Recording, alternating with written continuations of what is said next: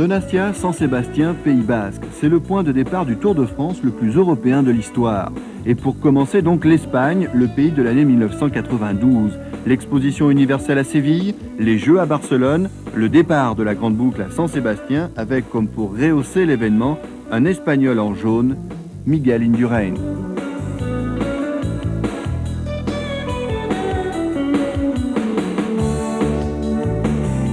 Le vainqueur du Tour 1991 est donné grandissime favori. Miguel a axé sa préparation sur ce rendez-vous. Il est en pleine confiance après sa victoire dans le Giro, une première pour un Espagnol dans le Tour d'Italie.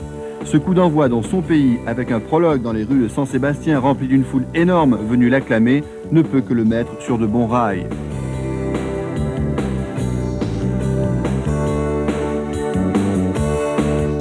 De plus, Indurain sait qu'il peut compter sur une équipe solide, entièrement dévouée et de grande classe. Ici, Jean-François Bernard, l'un des 3 Français du groupe Banesto. La tâche sera rude car tout le monde rêve de gagner le Tour. Eric Breking veut une revanche après la sortie.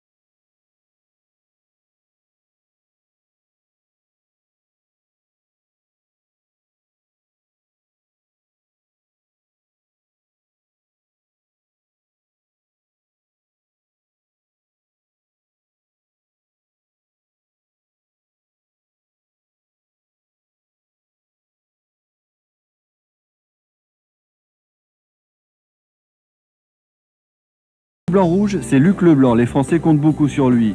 Le point d'interrogation, Greg LeMond avec le mythique Dossard 51. L'Américain arrive comme d'habitude, sans référence sur sa forme. Celui qui a annoncé le plus la couleur, le champion du monde Gianni Bugno, il veut ce tour, c'est son obsession. Et puis, il y a les montagnards purs, Amstin, Alcala. Et puis, il y a ceux qui ont envie de s'éclater, comme Pascal Lino. Et puis, il y a ceux qui se contenteraient d'une victoire d'étape ou du meilleur temps du prologue, comme le spécialiste Thierry Marry. À 3 reprises, le Normand fut en jaune le premier jour. Cette fois, Thierry n'est que 3e. Marry est devancé par le surprenant espoir suisse Alex Zülle.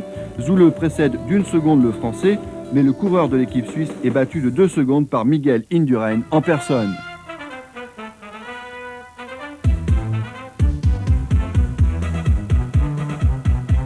Avec le dossard numéro 1, il est bien sûr le dernier à s'élancer sur ce circuit de 8 km. Dans une ambiance de corrida supportée par des milliers de spectateurs, Miguel veut cette victoire symbolique, alors il se fait violence pour parcourir la distance en 9 minutes et 22 secondes, c'est-à-dire les 8 km couverts à plus de 51 km/h de moyenne. Miguel Indurain donne déjà un rythme fou à ce Tour 92. C'est du délire sur la ligne d'arrivée. Le champion d'Espagne par chronomètre interposé vient d'avertir tous ses rivaux. Indurain est en forme.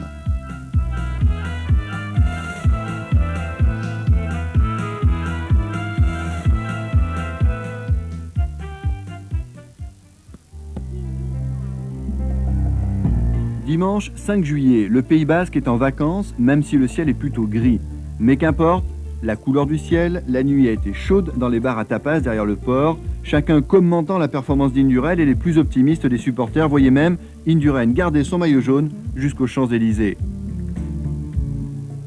Mais la route est encore longue, à commencer par cette première étape, une boucle de 194 km 500 qui ramène les coureurs à San Sébastien. Le vent se lève, la pluie menace et finit même par tomber, mais le public est là, et malgré la foule, les sollicitations, Miguel Indurain reste calme, sûr de lui, imperturbable. Il donne même la sensation de vouloir se faire oublier.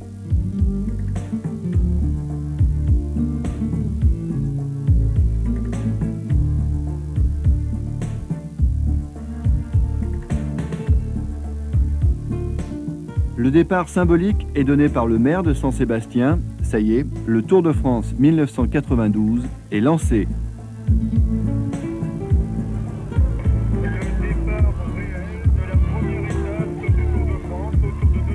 Des débuts humides pour les 198 coureurs. On notera que Declercq est le premier attaquant éphémère sorti au kilomètre 8. Il est repris 9 km plus tard. Plus important, Alex Zülle empoche le sprint de bonification du kilomètre 22 et devient leader virtuel puisqu'il ne comptait que 2 secondes de retard sur Indurain. Mais le plus significatif se passe sur les pentes du col de Geiskebel. 9 hommes passent avec 30 secondes d'avance au sommet. Notez bien leurs noms: Indurain, Bugno, Breukink, Leblanc, Roche, Capucci, Chioccioli, Amstin et Lely. Dans la descente, numéro de haute voltige pour l'Italien Lely justement. Moins de chance en revanche pour Marcel Wüst, l'Allemand de RMO, bilan, la clavicule cassée. C'est le premier abandon de ce tour.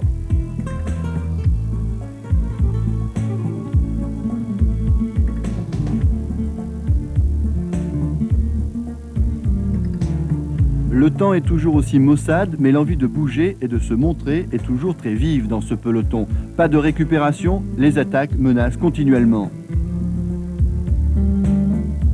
À 34 km de l'arrivée, 3 hommes sortent, 2 Français, Dominique Arnoux de l'équipe Castorama, Pascal Lino de RMO et l'Italien Lely, le funambule de la descente. Leur avance maximale est de 1 minute et 27 secondes à 20 km de l'arrivée. À l'entrée de Saint-Sébastien, le peloton revient très fort et un seul des fuyards y croit encore, c'est Arnoux qui démarre à 1,5 km de la ligne. Dominique tient le coup devant la meute qui fond sur lui et malgré un geste de victoire prématuré, le Français l'emporte devant Museeuw qui règle le peloton. Alex Zülle prend le maillot jaune le jour de son 24e anniversaire. Le tour part sur un sacré tempo, les Français aussi.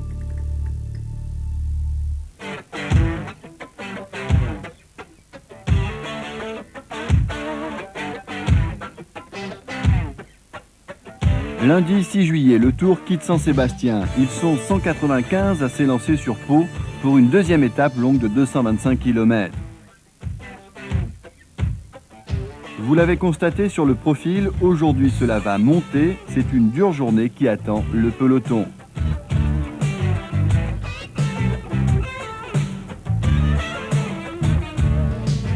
Le temps est toujours gris et humide, mais cela ne gêne en rien un jeune garçon de l'équipe RMO, le dossard 38, Richard Virenque. Au kilomètre 30, le Français décide de tenter l'aventure seul. À 22 ans, c'est son premier tour. Marc Braillon a demandé à ses coureurs de se montrer. Richard, le dernier sélectionné de l'équipe, prend la consigne à la lettre. Derrière, peu ou pas de véritable réaction. 2 coureurs sortent du rang, l'Espagnol Murgalday et Dante Redze, un autre RMO. Richard Virenque n'est plus seul, il peut compter sur son copain Redze. Il reste tout de même encore 200 km avant Pau et pas mal de difficultés. C'est ce que constate Alex Zülle, calé dans un peloton encore relativement décontracté.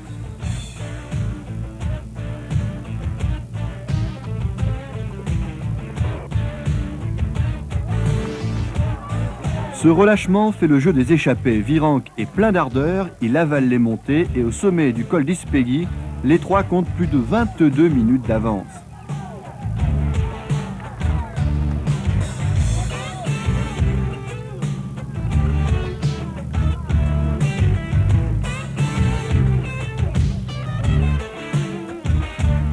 Le peloton temporise, sachant que le gros morceau du jour, c'est le col de Marie-Blanque à 50 km de Pau.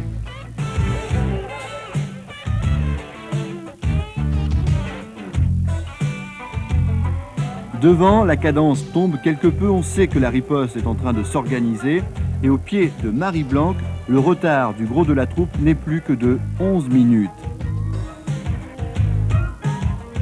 Il faut dire que ce sont les plus grands qui prennent les choses en main. Un groupe de contre royal se constitue avec Indurain, Capucci, Bugno et pour contrôler tout cela, Charlie Mottet.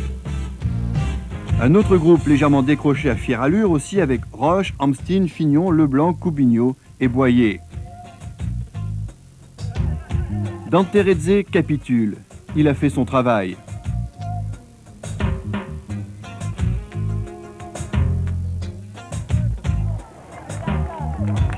Si bien qu'au passage au sommet de Marie-Blanque, col de deuxième catégorie, Richard Virenque passe seul en tête avec 15 secondes d'avance sur Javier Murgalday. Dante Redze, lui, est déjà relégué à 6 minutes 30. Le groupe des favoris du Tour avec Indurain est pointé à 8 minutes 10. Quant aux compagnons de Roche et Fignon, ils sont eux à 8 minutes 40. Constat, même s'il a crevé en début d'étape, Lemon n'est pas aux avant-postes. Les comptes sont faits, les deux échappés ne seront plus rejoints, à eux d'être prudents pour filer sur Pau. Cela doit bouillir dans la tête de Richard Virenque lorsque son directeur sportif lui annonce que le maillot jaune est pour lui. Une fois de plus, Greg LeMond a besoin de la descente pour revenir dans le peloton inquiétant. À l'avant, on retrouve Mourgaldai et Virenque. L'Espagnol place un démarrage auquel Virenque ne répond pas et résultat, deux hommes heureux passent la ligne. L'un, Mourgaldai pour la victoire d'étape et l'autre, Virenque, parce qu'après 225 km d'échappée, il rafle tout. «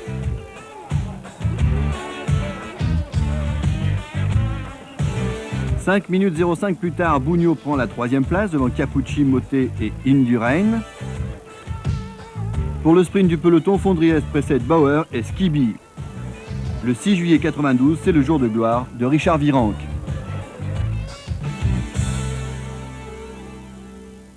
C'est un rêve, j'y crois pas là. C'est un rêve, c'est un rêve. Tous les maillots sur les épaules du Français, et le voilà avec 4 minutes 34 d'avance sur Indurain. Il y avait bien des Pyrénées dans ce tour.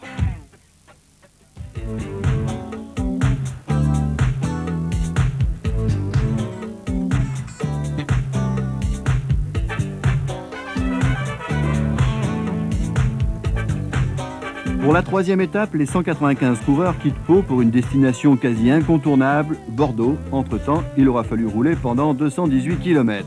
Richard Virenque est pris en main par son leader, Charlie Motet, qui lui conseille d'aller plutôt faire voir son maillot en tête du peloton. Stéphane Roche a le sourire. Grande discussion entre Lemon et Capucci.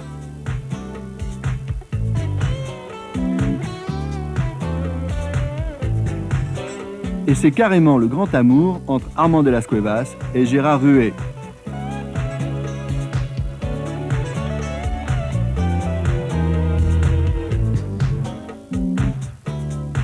Mais cette étape, plutôt tranquille, est secouée au 102e kilomètre par une attaque de Segers. Segers, bientôt rejoint par 9 hommes, Morels, De Vries, Bockel-Koren, Armeling, Girotto, Piper, Simon, Van Lanker, et il manque le RMO de service, ce sera Pascal Lino.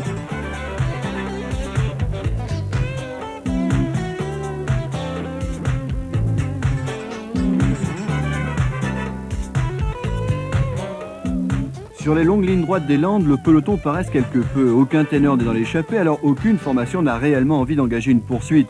Si bien que l'écart ne cesse de croître, 6 minutes au kilomètre 120, 14 minutes 10 au kilomètre 138, ce qui veut dire que le Français Pascal Lino est en train de s'emparer de la tête du classement général.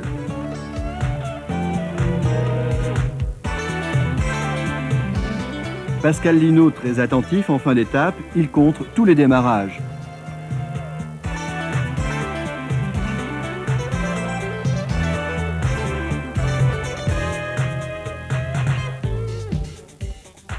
Après que les Gatorade et les PDM aient tout de même réagi, c'est au tour des Banesto d'emmener le peloton, mais malgré tout, les 10 à 5 km de l'arrivée possèdent encore près de 8 minutes d'avance.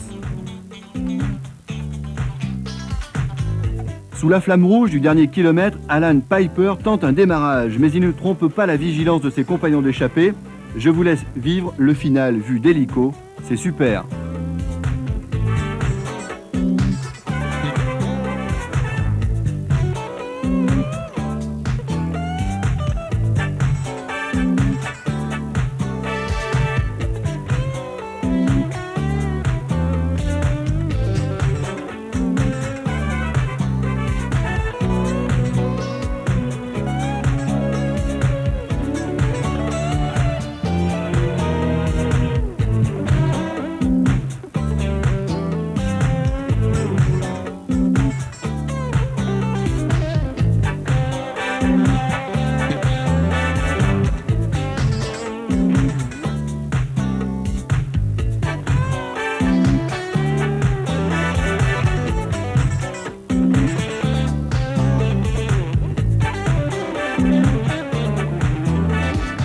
Rob Harmeling l'emporte en homme fort. Encore une victoire hollandaise à Bordeaux. Il résiste au retour de Sami Morels.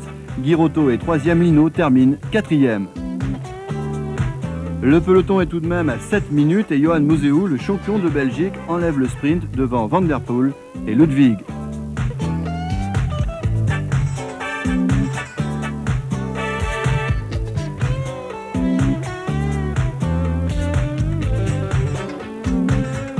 L'étape pour Rob Harmeling et le maillot jaune pour Lino qui succède ainsi à son copain Richard Virenque.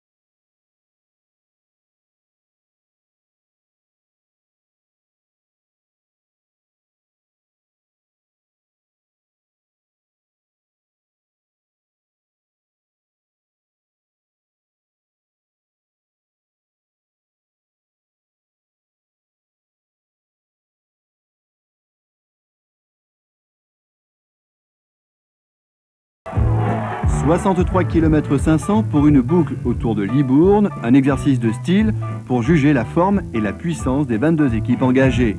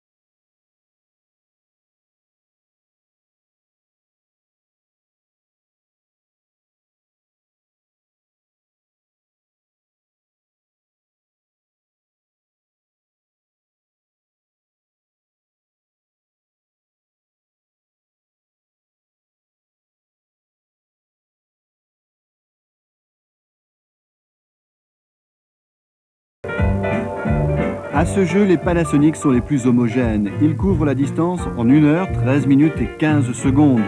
Les noms des 9 coureurs dirigés par Walter Planckaert, Fondriest, Bowmans, Ekimov, Ludwig, Nelissen, Neulens, Sergent, Van Lancker, Zdanov.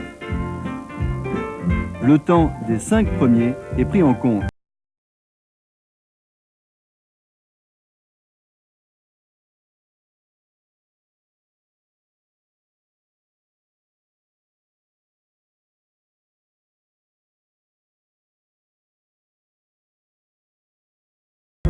Deuxième de ce contre-la-montre, l'équipe emmenée par Capucci, c'est-à-dire les Carrera. Bonne opération également pour l'autre équipe italienne, celle emmenée par Gianni Bugno qui termine troisième. Les Banesto d'Indurain ne sont que septième à 55 secondes. Bravo les Panasonic, désormais le tour peut s'envoler. Bienvenue à bord de cette A300 spécialement affrétée pour les coureurs du Tour de France et les accompagnateurs. Tout le monde est là, tout le monde est à bord.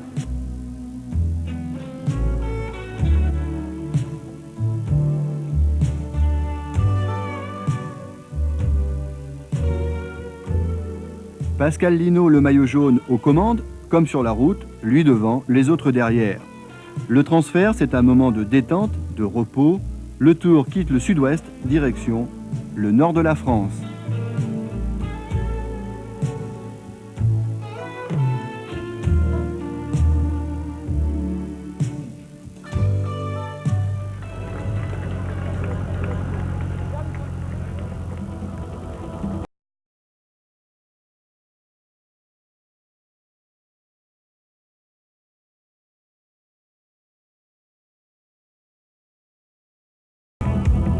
C'est reparti. Le rythme est soutenu, l'étape est nerveuse. Lino apprend son nouveau rôle, celui de leader.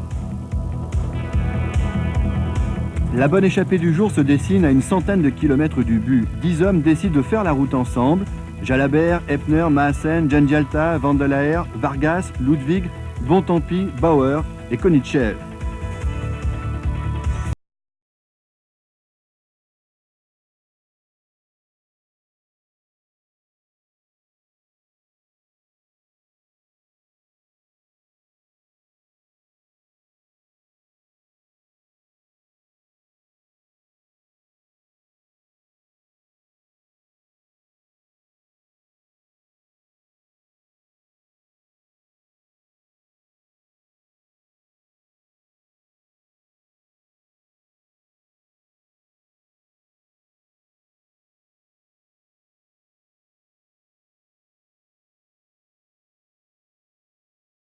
À 20 km de l'arrivée, Miguel Indurain lui-même se retrouve à terre.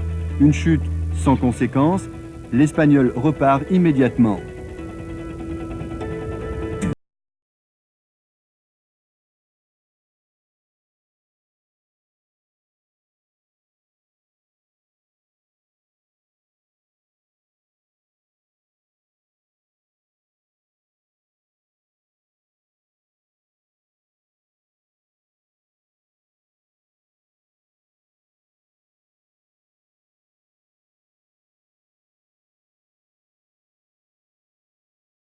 Celui qui réussit le hold-up, c'est l'Italien Guido Bontempi. Le sprinter qu'il fut est devenu un finisseur surpuissant, spécialiste des victoires d'étape dans les grands tours. À Vasquehal, il file vers sa 23e.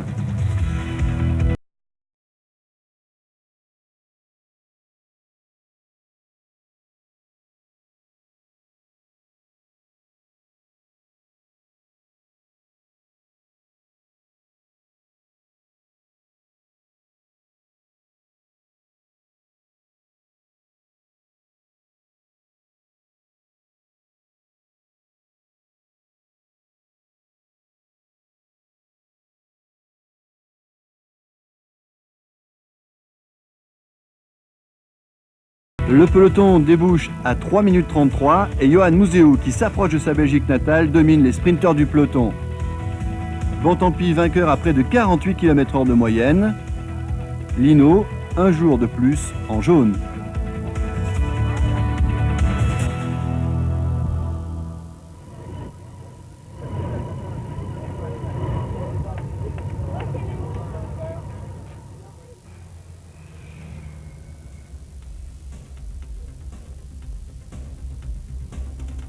Le lendemain, le peloton s'élance de Roubaix pour passer une nouvelle frontière en allant sur Bruxelles.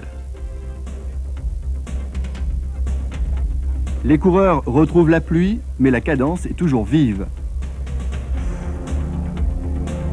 Ekimov remporte le sprint du Challenge de l'Europe. Tiens, Lemon et Capucci complices, l'Américain équipé d'un casque et d'un micro, mais malgré tout, il reste très attentif.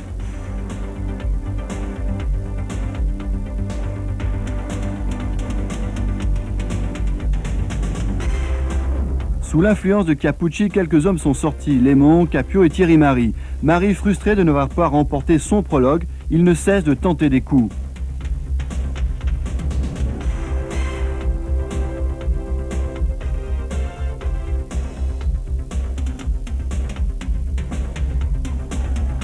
Le Français passe le mur de Grammont avec 50 secondes d'avance, mais derrière ça bouge. Des hommes sortent en contre comme Cioccioli, Alcala, Roux, Amstin, Cubigno, Goltz. Des milliers de spectateurs voient le peloton se lancer vers les fuyards. À 30 km de Bruxelles, tout le monde est repris.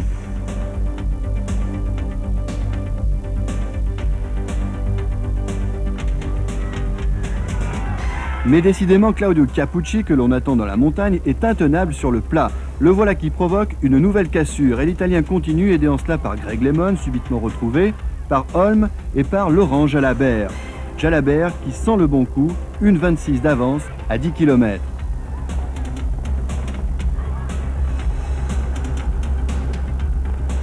Derrière, les équipiers des sprinters entraînent un peloton transi par la pluie et le vent, et sur la partie pavée à l'entrée de Bruxelles, c'est une chute collective, le peloton est désagrégé.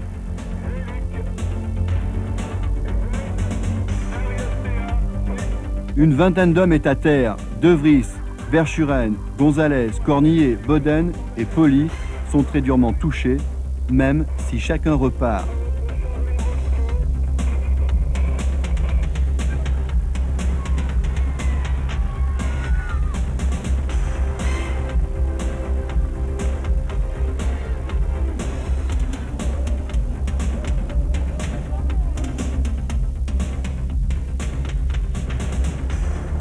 Sur les grands boulevards de Bruxelles, les 4 filent à une allure démente vers l'Atonium où est jugée l'arrivée de cette 6e étape.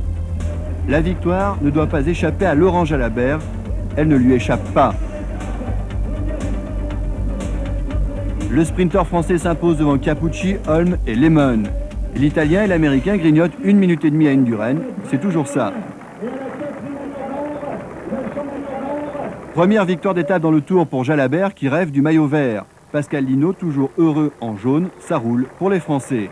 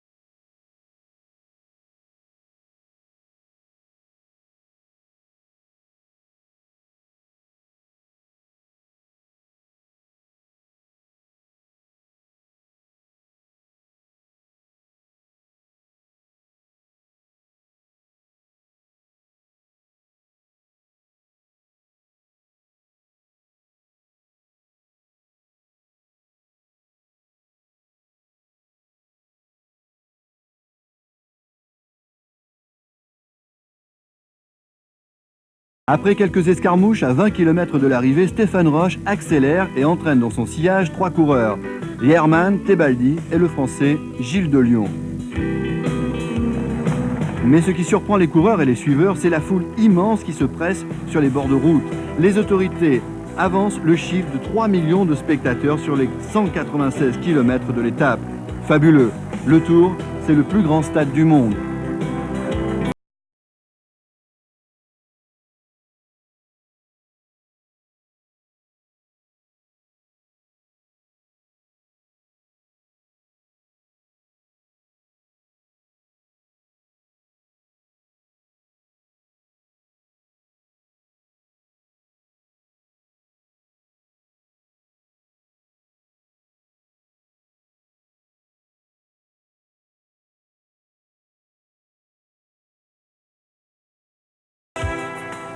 Je sais pas si c'est de la sérénité, mais je crois que c'est surtout de la réussite. Parce que j'ai attendu que ça se passe, et puis quand j'ai vu que... Moi je pensais que c'était Tebaldi qui allait être le client, il n'avait pas roulé dans l'échappée, bon, vis-à-vis de Bugno bien sûr. Bon, et puis quand j'ai vu qu'il coinçait, et que j'avais Herman 30 mètres devant et Roche 50 mètres devant, à 500 mètres de l'arrivée, je me suis dit il faut faire quelque chose, il faut essayer, et puis à ce moment-là, j'ai eu un moral d'assassin. De Lyon, devant Roche, Herman et Tebaldi, Le peloton est à 1 minute.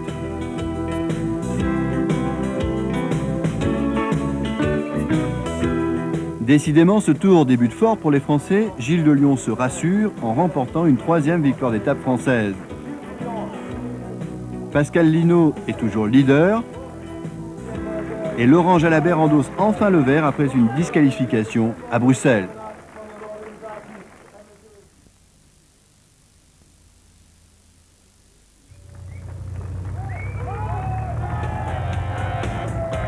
Cette fois, le peloton Globetrotter fait route vers l'Allemagne.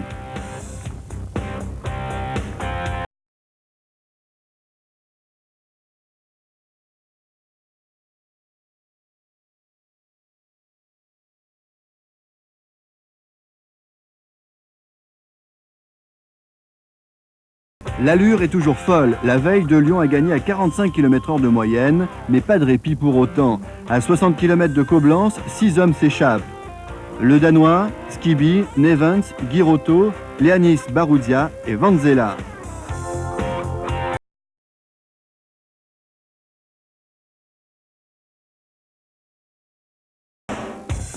Des hommes s'intercalent comme Van der Harden, Zule ou Maassen, mais ils ne rentrent pas. Comme chaque jour, on note des chutes. Celle de l'Espagnol Leanis Baruzia est spectaculaire. Il prend trop large et sur la chaussée glissante perd l'équilibre. Heureusement, il repart et retrouve l'échappée. Il s'offre même un passage.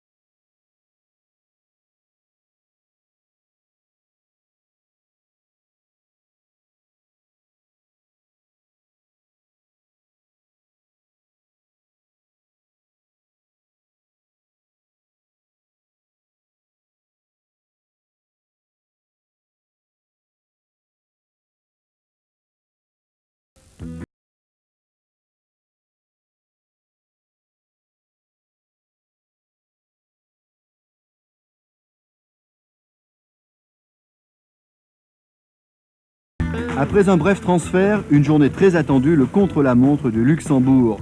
65 km qui doivent chambouler la hiérarchie. On attend la grande explication entre les cracks, Indurain, Bugno, Lemon, et beaucoup pensent même que le maillot jaune de Lino est menacé.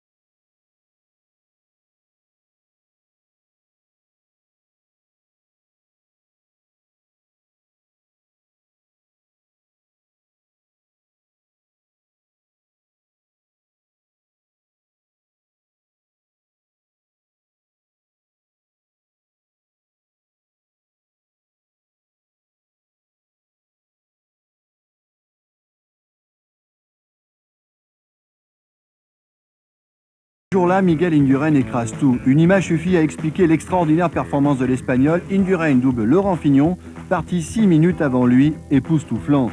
Indurain termine à près de 50 km/h de moyenne. Ce jour-là, il y avait lui et les autres. Pensez donc, le deuxième, De Las Cuevas, est à 3 minutes, Buño à 3 minutes 41, Lemon à 4 minutes. Super Miguel est deuxième au général à 1 minute 27 de Lino, qui a bien résisté.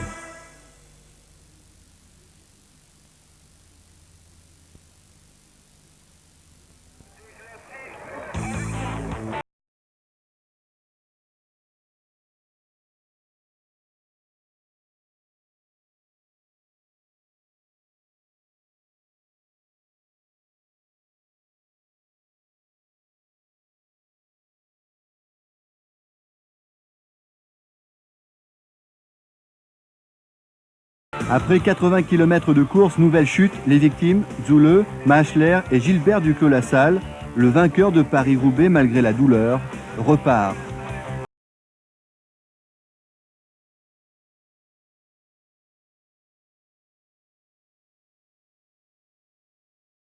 Pendant qu'à l'arrière, décrochés du peloton, Mottet et Bauer souffrent, Roche et Buño partent en contre à la poursuite de 9 échappés. Un groupe se forme alors avec, en plus de Roche et Buño, Van Hooijdonk, Andreu, Fondries, Van Aert, Marc Madiot, Perini, Huarte et Tebaldi.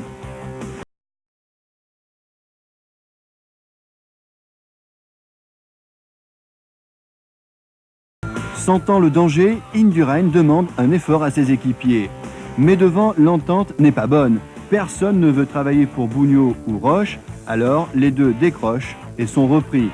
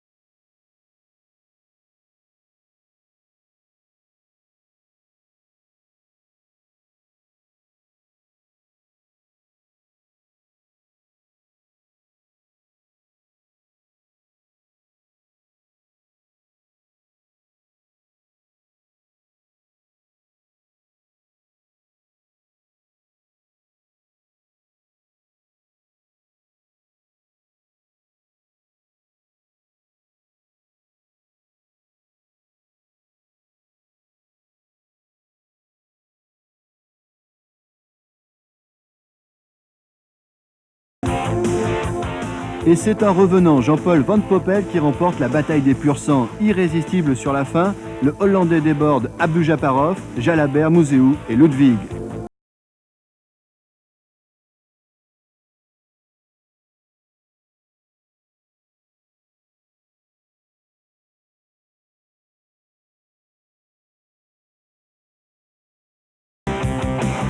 Pas de victoire française pour ce 14 juillet, mais on n'est pas au bout de nos surprises. Van Poppel encore essoufflé sur le podium.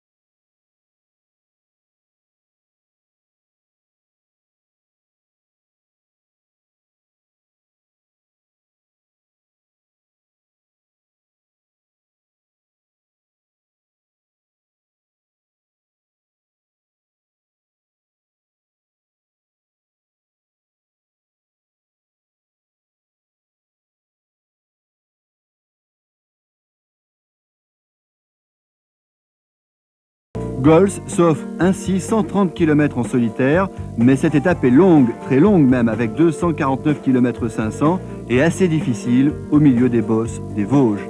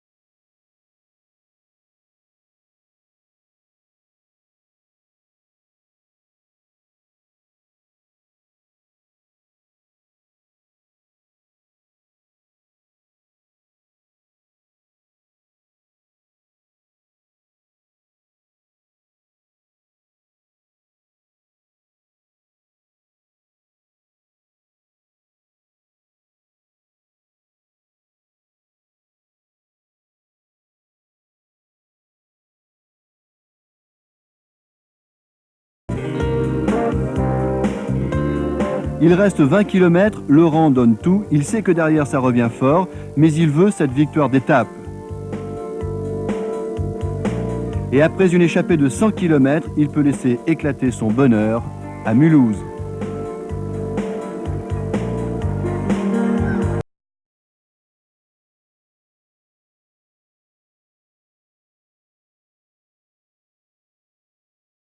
Ses poursuivants sont à 12 petites secondes dans l'ordre Dufaux, Pedersen, Elie, Konichev, Delgado et Leblanc.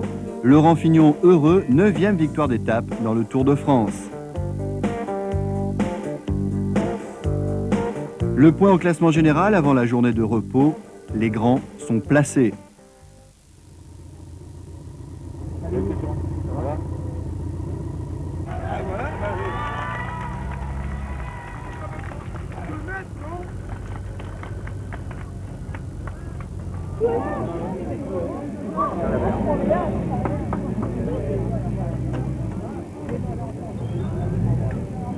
Le Tour s'est donc reposé à Dole. Une journée bienvenue, le temps a été plutôt maussade et le rythme est fou. La moyenne après la 11e étape, 42 km/h. Mais une journée comme celle-là passe vite, très vite, et pour beaucoup, il y a un peu d'angoisse. Les discussions d'avant-départ semblent légères, sans doute l'envie de se changer les idées avant d'aller affronter les Alpes.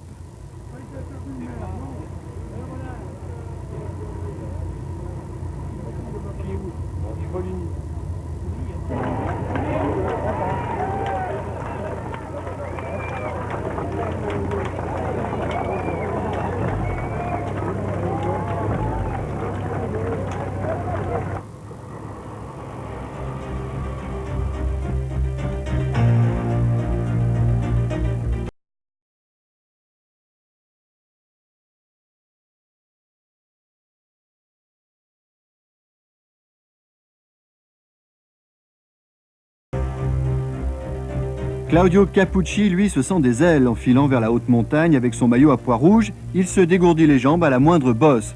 Ça l'amuse de sprinter devant Franco Cioccioli.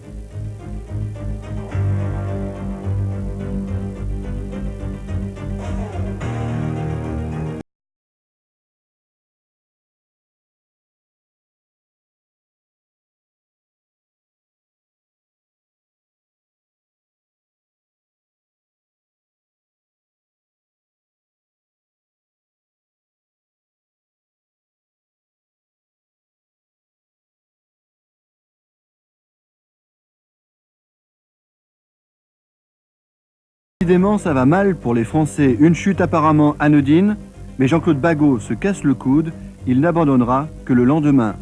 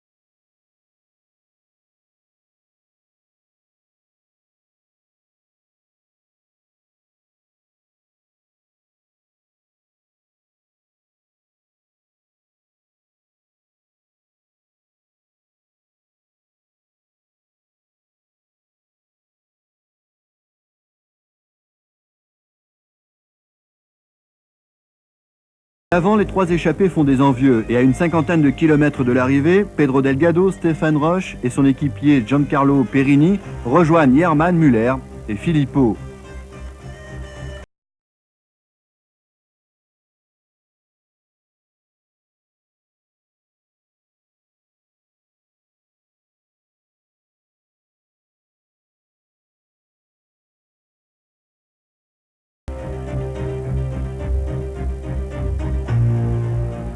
Si bien qu'à une vingtaine de kilomètres de Saint-Gervais, les 6 comptent 3 minutes d'avance sur le peloton.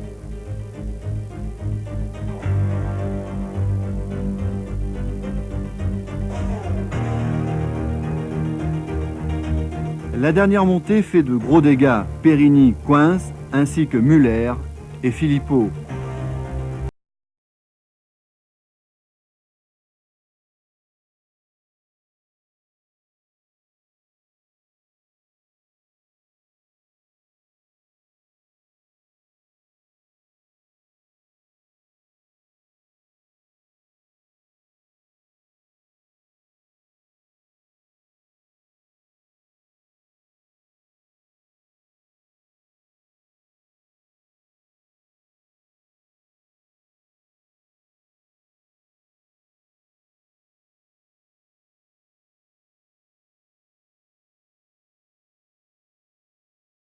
L'Espagnol n'arrive pas à placer le démarrage susceptible de décrocher Jaherman, la pente n'est pas assez rude et le Suisse est un excellent finisseur et c'est tout naturellement que Rolf Jaherman débouche en tête dans le dernier virage.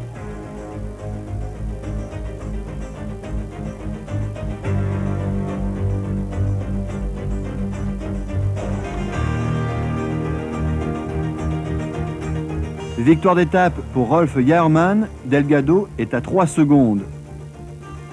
Roche à 39 secondes, mais c'est lui qui, encore une fois, a lancé le bon coup.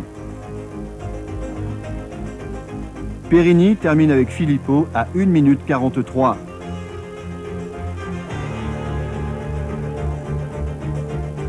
Le peloton est à plus de 2 minutes 50 et regardez bien le sprint entre Jalabert et Mouzeou. Le maillot vert fait un écart sur la fin. Une nouvelle fois, le Français est pénalisé par les juges. Il n'est plus maillot vert.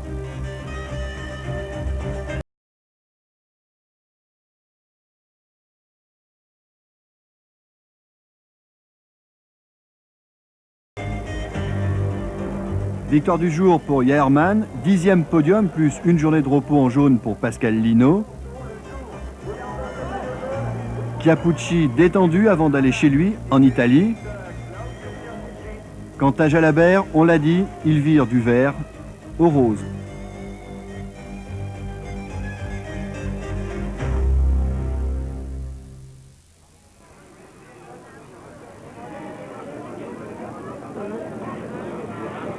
Il serait bien coulé aussi là.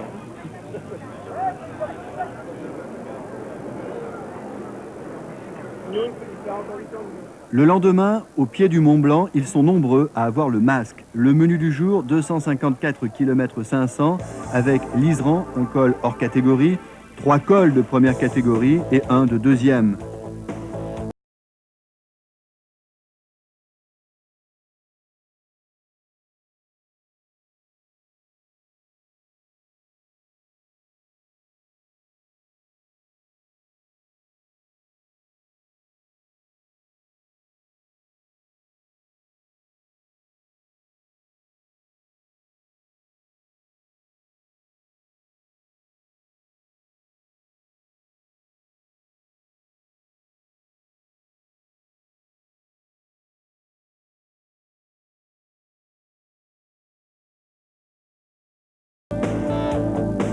Non content de passer en tête au sommet, il s'offre une descente vertigineuse et l'Italien se sent fort.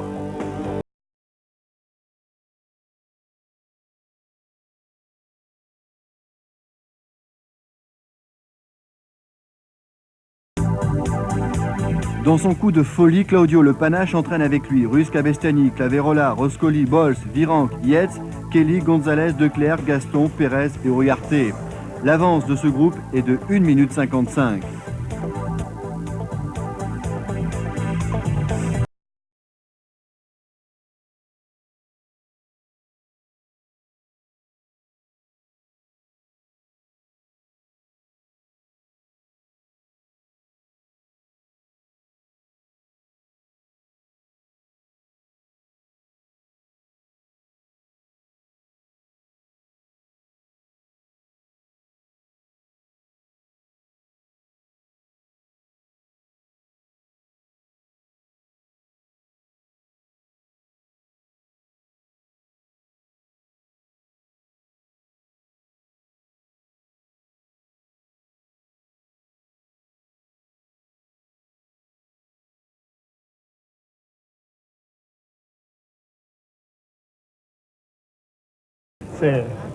c'est des journées dures, c'est la vie, hein, c'est le vélo. Et puis bon, ben, il faut se faire une idée. L'année prochaine, ça ira mieux. Et qu'est-ce que vous voulez, hein. Dans la vie, hein, y a des hauts, il y a des bas. Et là, je suis en bas en ce moment. Mais... Devant, Chiappucci assure toujours un très rude tempo. Le ravitaillement constitue à peine un moment de répit. Alors, forcément, ça décroche pas mal. De 14, les échappés ne sont plus que 10, puis 3 dans les premières boucles de l'Isran. Seuls Virenque et Conti restent dans la roue de l'Italien.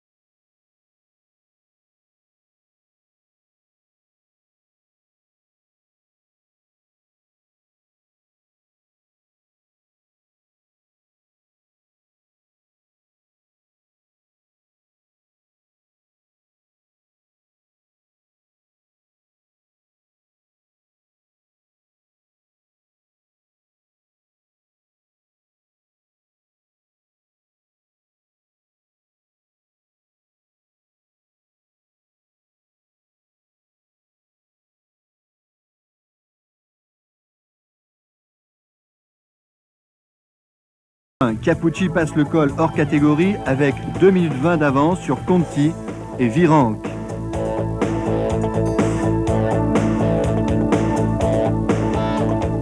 L'écart est de 2 minutes 30 sur Cioccioli et Lino, le maillot jaune magnifique dans ce début d'étape. Le peloton principal avec Indurain et Bugno est lui à 3 minutes 45. Greg LeMond passe avec 18 minutes de retard.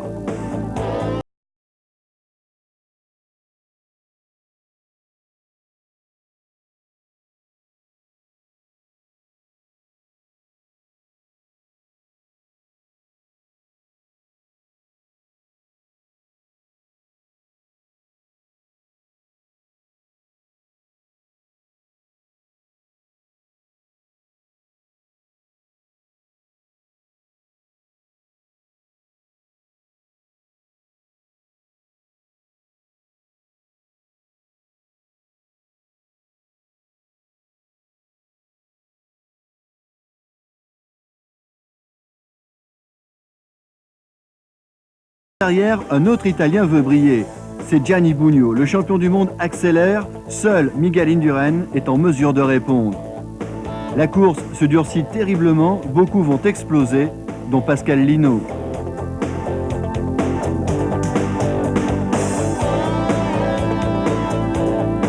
En haut du Mont-Cenis, nouveau pointage. Chiappucci devance de 3 minutes 33 Bugno et Indurain, de 4 minutes 03 Amstin et Vona. Le maillot jaune est à 5 minutes 55.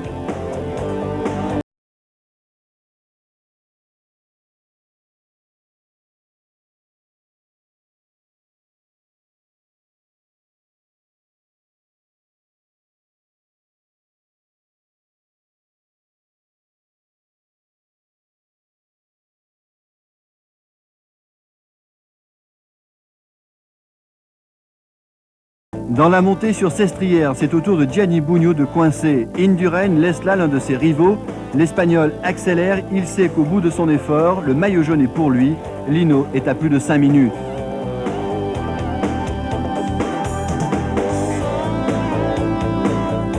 Chiappucci a du mal à terminer. Indurain revient très vite sur lui.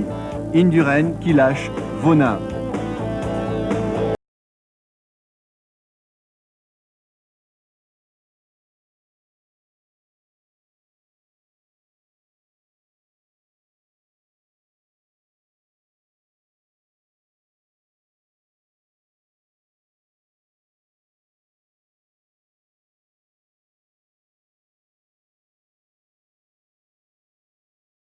Chiappucci gagne à Sestrières comme Fausto Coppi, son glorieux aîné. Il remporte une étape de légende après une échappée de 223 km.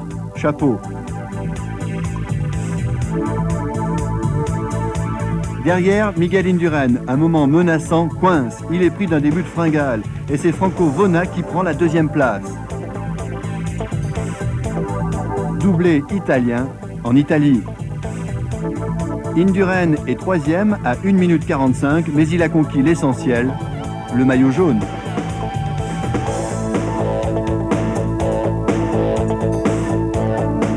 Gianni Bugno termine très marqué à la 4e place à 2 minutes 53. Amstin est 5e et Laurent Fignon 6e. Pascal Lino est 21e. Lino, avec 10 jours en jaune, a gagné une belle popularité. Triomphe donc de Claudio Capucci pour l'étape monument de ce tour.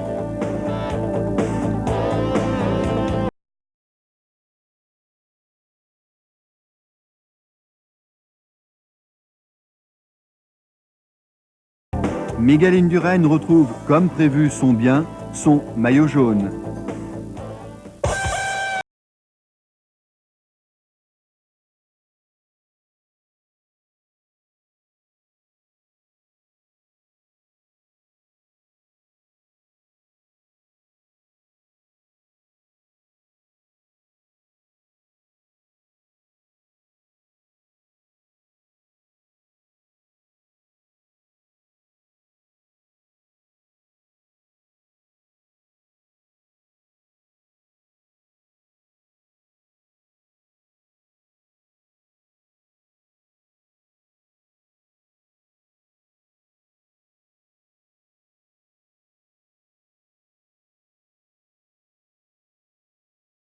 L'étape est jugée au sommet de l'Alpe d'Huez, un monument du Tour de France, un monument du sport.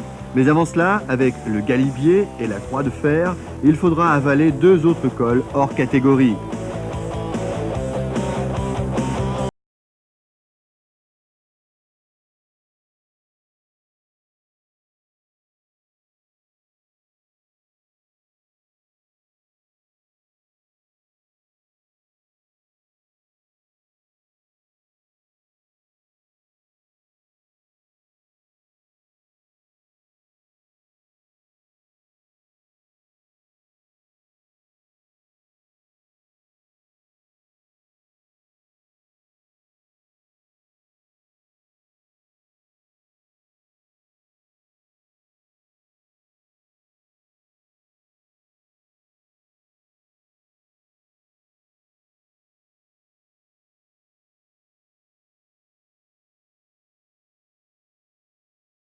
Il est aidé par Laurent Fignon. Les deux Gatorade se retrouvent dans un groupe avec Cioccioli, Millard, Robin et Stephens.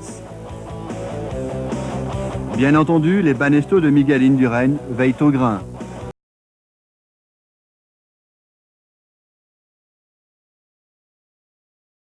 Franco Cioccioli décide de partir seul. L'ancien vainqueur du Giro participe à son premier Tour de France. La veille, il a raté l'étape italienne, alors il veut une revanche. Derrière, Gianni Bugno est à terre. Il vient d'être accroché par un spectateur. L'Italien perd là quelques précieuses secondes. Millard, lui aussi, a chuté.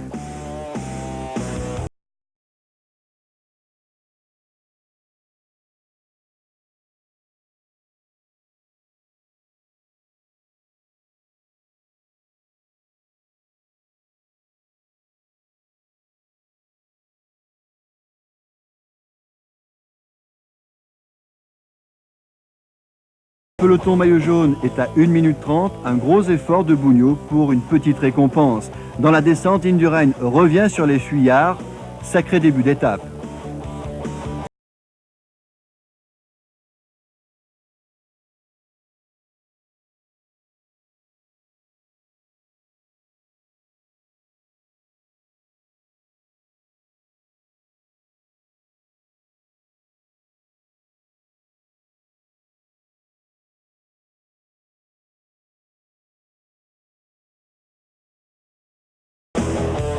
Nous ne sommes pas au bout de nos émotions. Dans les premières pentes de la Croix de Fer, Éric Boyer attaque. Ils sont 4 à répondre, Montoya, Amstin, Vona et Nevens. À mi-col, l'avance de ces 5 hommes est de 1 minute 38.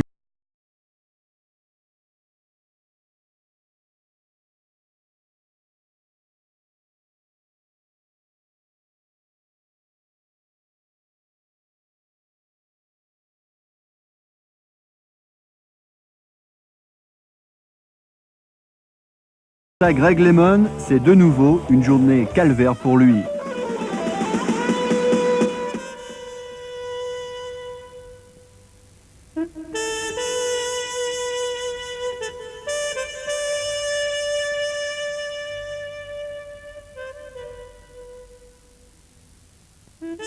L'Américain est attendu par Gilbert Duclos-Lassalle, mais cela ne suffit pas. LeMond passe en haut du galibier avec 20 minutes de retard. Le triple vainqueur du Tour et Gilbert Duclos-Lassalle abandonne la route du Tour de France.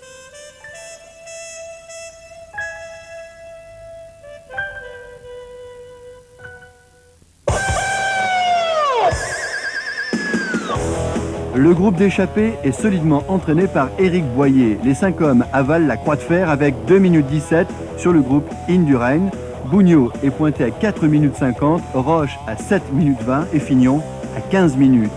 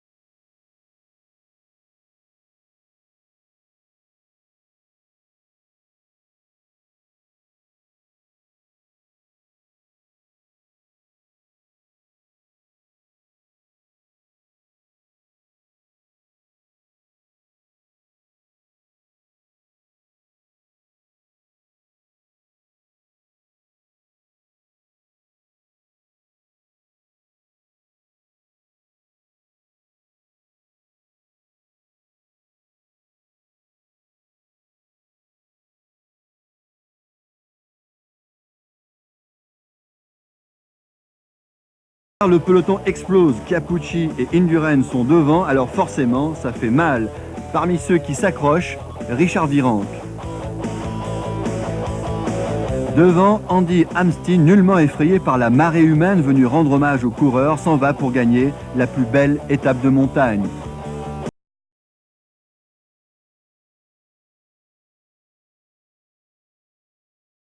Triomphe américain à l'Alpe d'Huez.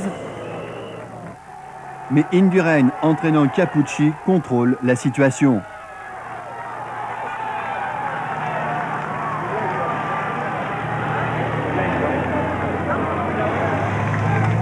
Pour la deuxième fois, en 2 jours, Franco Vona est deuxième à 1 minute 17 d'Amsteen. Éric Boyer, qui a eu le mérite de lancer la bonne échappée, est troisième à 2,08.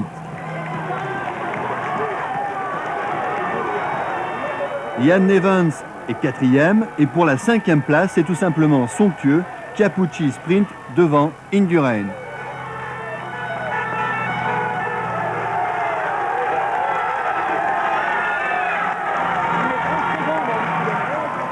Amsteen revient au premier plan, mais la leçon de cette journée, c'est la très sérieuse option que prend Indurain sur la victoire finale, au sortir des Alpes. L'Espagnol compte au général 1 minute 42 d'avance sur Capucci. Amsteen, le troisième, est à plus de 8 minutes.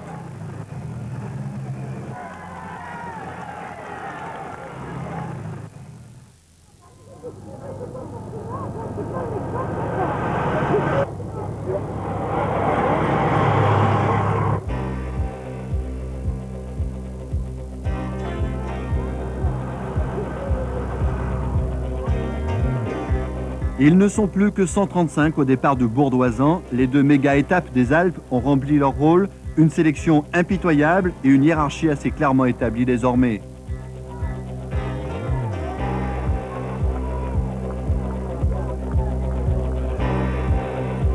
Comme il n'existe pas d'étape de transition dans ce Tour 92, à peine parti, 20 coureurs s'échappent, mais pour eux, comme pour le peloton, Albert Bouvet réserve une sacrée surprise, la côte de Jorgat.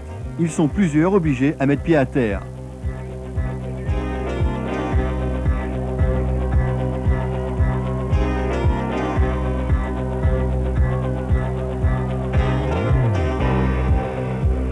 Après toutes ces émotions, Mayer et Roccioli filent. Ils possèdent jusqu'à 5 minutes d'avance. Leonce organise la poursuite et bientôt un autre groupe de tête se forme avec Cioccioli, Kummer et Pedersen. Dès le début du col de la croix de Chaubouré, Franco Cioccioli, l'homme au profil qui rappelle celui de Fausto Coppi, s'en va.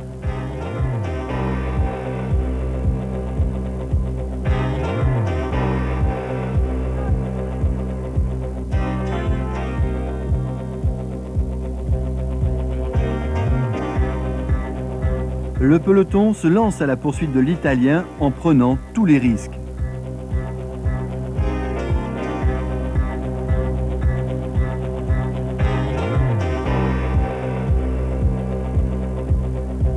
Grosse frayeur pour Ronan Pinsec, une belle glissade sans bobo, mais le Breton a eu chaud.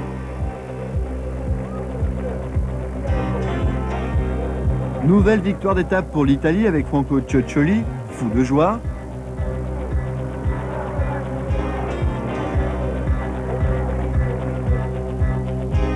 Dimitri Konichev se présente 42 secondes plus tard et précède le désormais incontournable Giancarlo Perini. Pour la suite, Jalabert est devant Capucci et Lino, le maillot jaune, est dans ce groupe. Premier Tour de France et première victoire d'étape pour Cioccioli.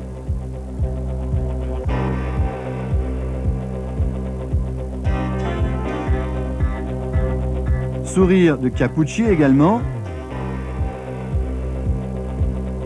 Indurain en jaune, bien sûr. Et Laurent Jalabert, plus fort en côte que Museu, reprend le maillot vert.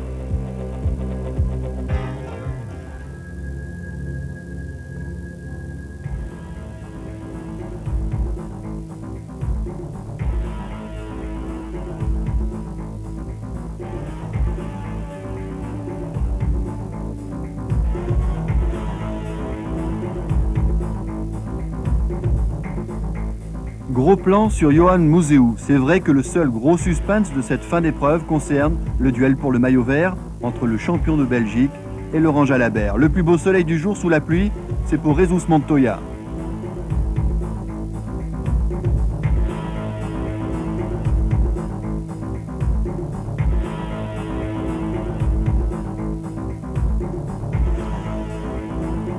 À part cela, une crevaison pour Laurent Fignon et une équipe Once de plus en plus dévouée pour défendre la tunique verte de Laurent Jalabert. Autrement, 3 hommes sont sortis. De Klerk ici, au bout de son effort, il est devant, suivent Zavarov et Quevedo, et lorsque ces 2 hommes sont repris par le peloton, Stephen Roche, encore lui, part en contre. Cela se passe dans la pente du col de la Croix-Moran. Roche revient sur De Klerk et le laisse sur place. Et dans le brouillard, dans un paysage qui lui rappelle son Irlande natale, Roche met le peloton à une quarantaine de secondes. C'est suffisant pour attaquer la montée vers la Bourboule avec un vrai espoir de victoire. Cette arrivée restera sur le plan télévisuel comme l'une des plus incroyables. Impossible, ou presque, de distinguer le moindre coureur.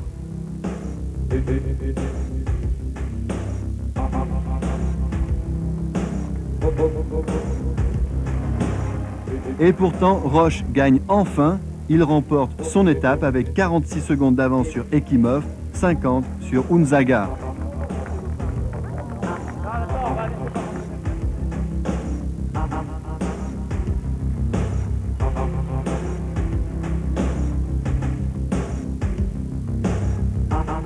Stephen Roche, récompensé, il méritait tellement ce succès.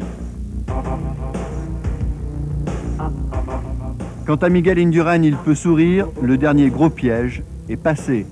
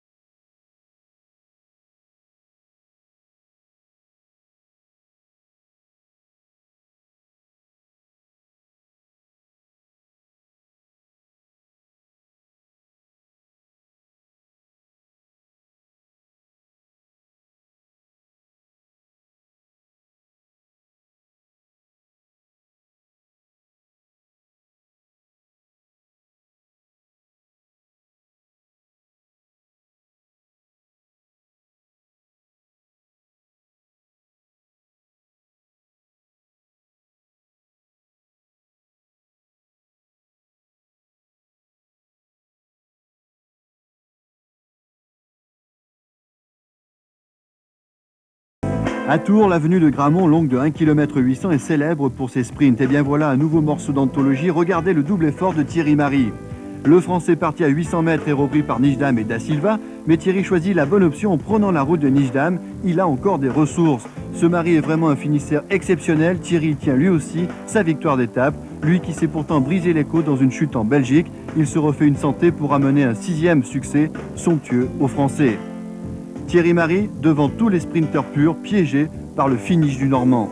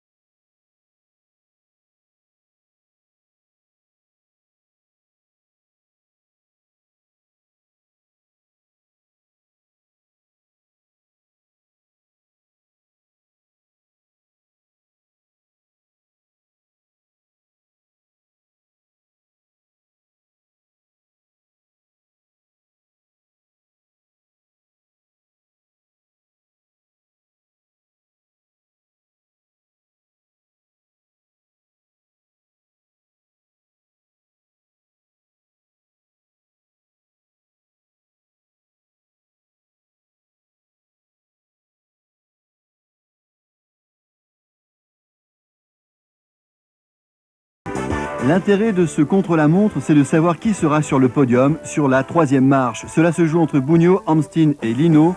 Bugno met tout le monde d'accord, l'Italien 2e de l'étape à 40 secondes seulement d'Indurain.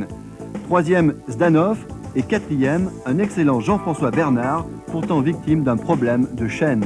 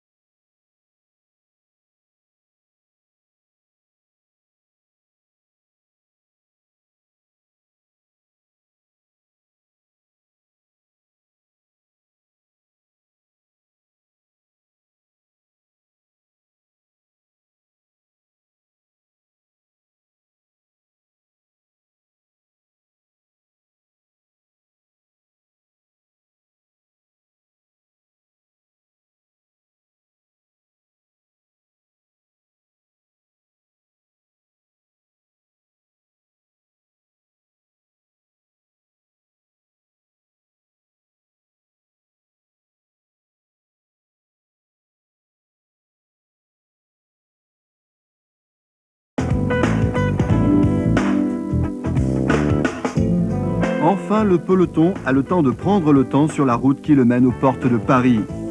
Tout est dit, ou presque. Le tiercé gagnant, c'est Indurain, Capucci, Bugno. Jalabert est en vert pour de bon. Néanmoins, à 80 km de Nanterre, un groupe s'enfuit avec notamment Krieger, Lierman, Laurent, Vanzella et De Klerk. Et malgré tous les efforts de Thierry Laurent, c'est le très véloce Peter De Klerk qui amène une nouvelle victoire belge pour cette avant-dernière étape. Jalabert reste dans la roue de Mouzeou, il ne reste plus qu'à se mettre en place pour la grande parade sur les Champs-Élysées.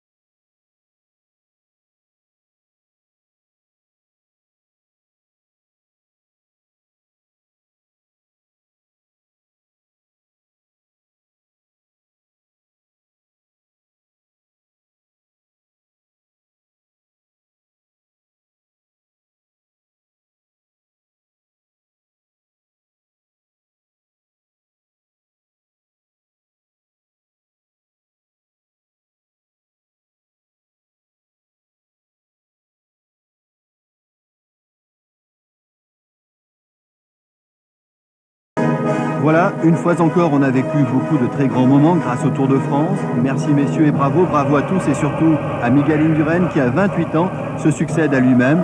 Cette année, il est le 6e coureur à réaliser le doublé Giro-Tour. On donne d'ores et déjà rendez-vous à Indurain, Capucci, Bugno et les autres pour le 79e Tour de France.